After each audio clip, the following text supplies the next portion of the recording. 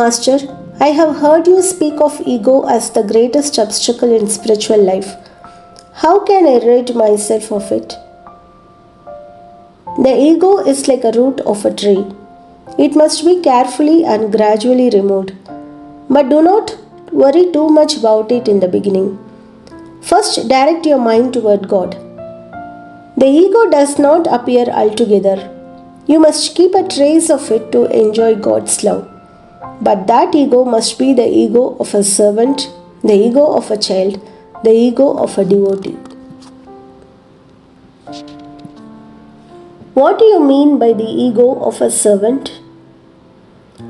It is the attitude of a complete humility before God. As long as the ego remains, one must say, "O God, you are the master and I am your servant," or "You are the mother and I am your child." This type of ego does no harm. This is the ego that helps you surrender. But if I still have some ego, won't it keep me attached to the world? The ego that binds you to the world is the selfish ego, the one that says, "I am the doer." It is this ego that creates attachment to worldly things. But when you realize that God is the real doer, the ego of the doer gradually weakens and disappears. How can I weaken the ego that says, "I am the doer"?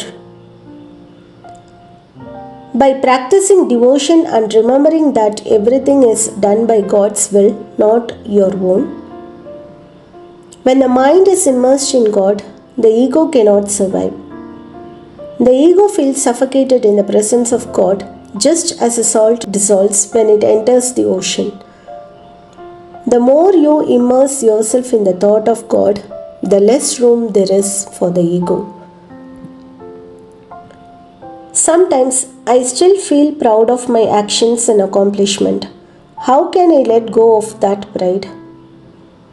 Pride comes from the feeling that you are the one achieving things. But if you offer everything to God, saying, "Oh Lord, you alone are doing everything," then the pride disappears.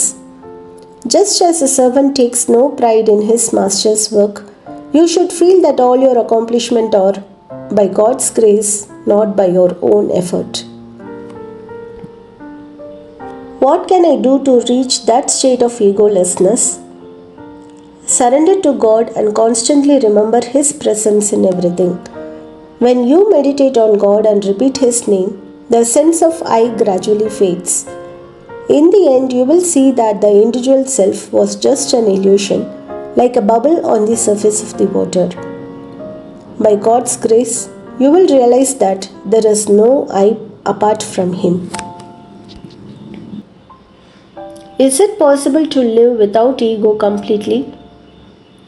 Yes, it is possible, but it is a rare state. When a person reaches the state of true knowledge, the ego disappears altogether. Then they realize, "I am nothing, God alone exists." In that state, the ego is like a burnt rope. It may appear to be there, but it no longer has any strength to bind you.